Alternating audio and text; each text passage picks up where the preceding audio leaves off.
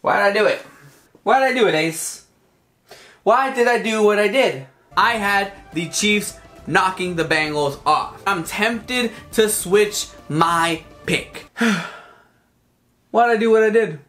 Why did I do what I did? I'm officially changing my pick from 2 weeks ago. I am going to take the Cincinnati Bengals advancing to the Super Bowl. Had I not chosen with my heart, the last possible second,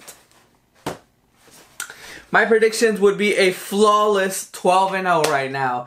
Guys, I've gotten every single pick right, from the wild card divisional and then the first conference game. But for whatever reason, last week, or 2 weeks ago I should say at this point, y'all saw it if you saw the wild card video, that I had picked the Chiefs to beat the Bengals in this scenario.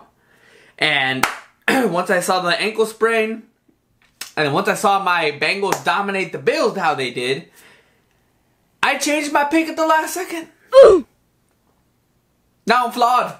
This goes to show you guys, don't vote with your heart, vote with your brain, okay? Whichever one.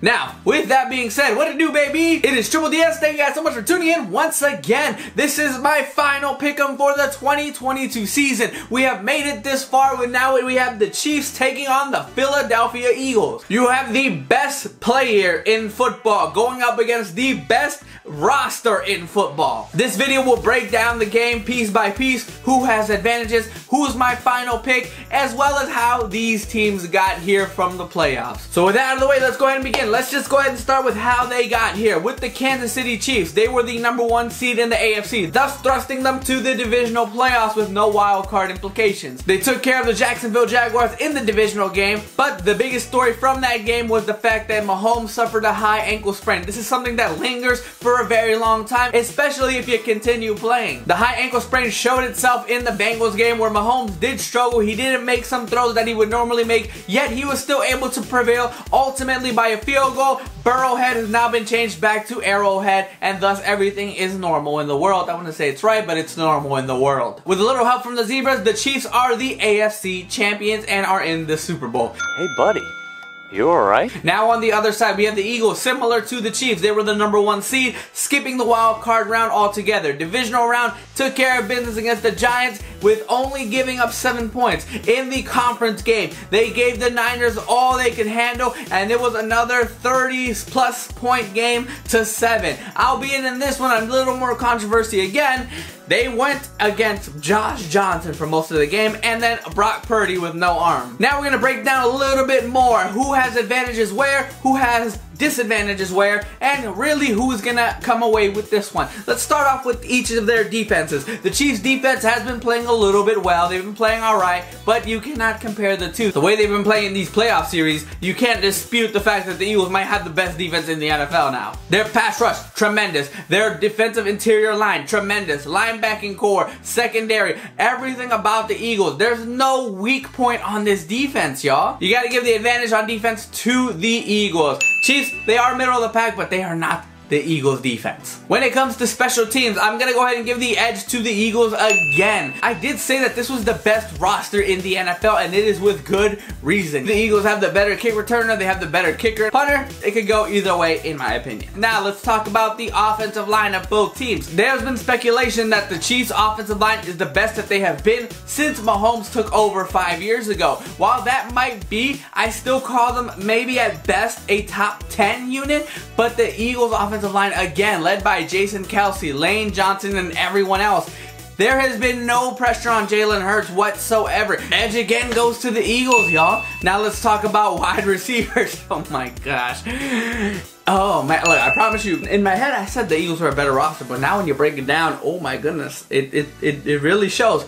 In wide receiving core, you got on one side, A.J. Brown, Devontae Smith, Dallas Goedert, Quez Watkins, and with just the first three, it's a very dangerous unit. On the flip side, you got Marquez Valdez-Scantling, Juju Smith-Schuster, Isaiah Pacheco, if you want to count him as a pass catcher, and, well, you got the great equalizer in Travis Kelce. To be honest, maybe that's all you really need if you're Patrick Mahomes. Moving on to the tailbacks, you got Miles Sanders on one side, and you got Kenneth Gainwell, who has been coming alive as of late in the playoffs. On the other side, you got the aforementioned Isaiah Pacheco, and you got Jerick McKinnon. I want to say this one's actually relatively close. I will give the edge to the Chiefs, mainly because Miles Sanders, I feel, has been MIA for the past 2 months. I don't know what's going on. He had a great season for the most part, but he has just gone missing over the late half of the season into the playoffs, and I don't know what's going on. And finally, we have the quarterbacks. Although Jalen Hurts was playing at a super high level, arguably he is an MVP candidate,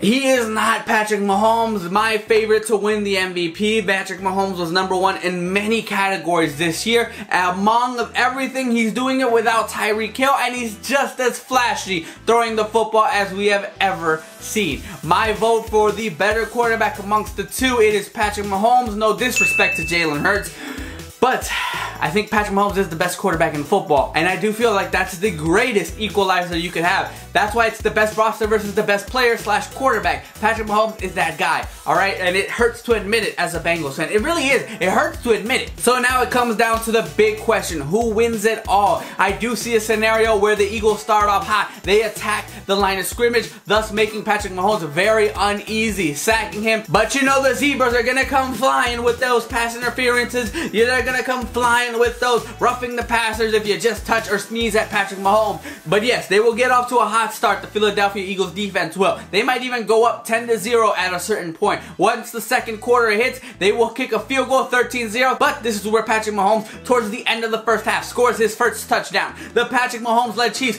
get the ball at the second half, score one more time. It is now 14-13. The Eagles march down the field, ultimately come away with just a field goal. And this is where it's going to get interesting, y'all. I'm giving y'all the script of what's going to happen. This is where Patrick Mahomes is going to get hit, fumble, and it'll be a fumble recovery for the Eagles. Patrick Mahomes will be writhing in agony on the ground. I'm getting very specific with this thing. Facing a 23-14 deficit, the Patrick Mahomes-led team is going to start making short passes. Here to Kelce, here to Juju, back and forth with the running game. They're not going to give up. Andy Reid is going to be very crafty with what he does here. All of this will come down to Patrick Mahomes scoring a touchdown to Marquez Valdes-Scantling down the field. This is where the Chiefs bring it closer, 21-26, entering the fourth quarter. But the Eagles are not taking their foot off the gas. Jalen Hurts and the crew march down the field like it's nothing. So it will be 31-21 because at this point they're going to go for 2 and they're going to get it. But this is where it becomes costly. They came down marching like it's nothing, and there's just over 10 minutes left on the clock. The Chiefs will march down the field. It will be a struggle because Patrick Mahomes is still going to get hit,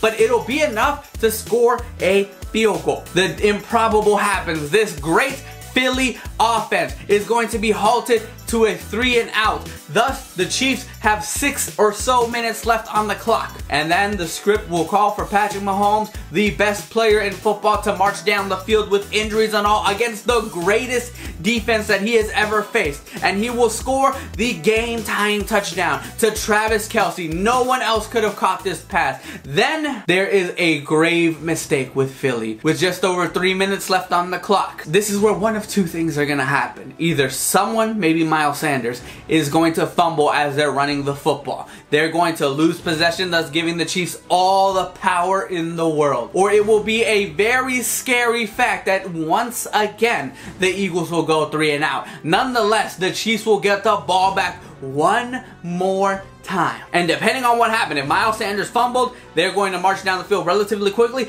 but ultimately milk the clock. Whereas on the flip side, if they punt the ball, they're going to march down the field, thus killing the clock anyway, and they will be in prime position for a field goal. This is where it will get interesting. Instead of waiting for that field goal to win it, they're going to give Patrick Mahomes a chance. It'll be around the 15 to 20 yard line of the Philadelphia Eagles, and there we will see it. With just about a minute left in the game, the Eagles have only one timeout at this point. They've been trying to kill the clock as of late. Mahomes will find, of all people, he will find Sky Moore for the end zone. Thus, the Chiefs will take a 38-31 lead against the Eagles. And the Eagles will do what they can. They will go down the field with their one timeout, but it will not be enough. Either they're going to run out of time or someone's going to make a big play. When it matters, there will be a 4-and-out somewhere, but the Eagles will not be able to tie it up. I'm going to take the Chiefs. I'm going to go with the gut that I initially had on Wild Card Weekend, and I'm going to take the Chiefs winning it all, y'all. They will be your Super Bowl champs.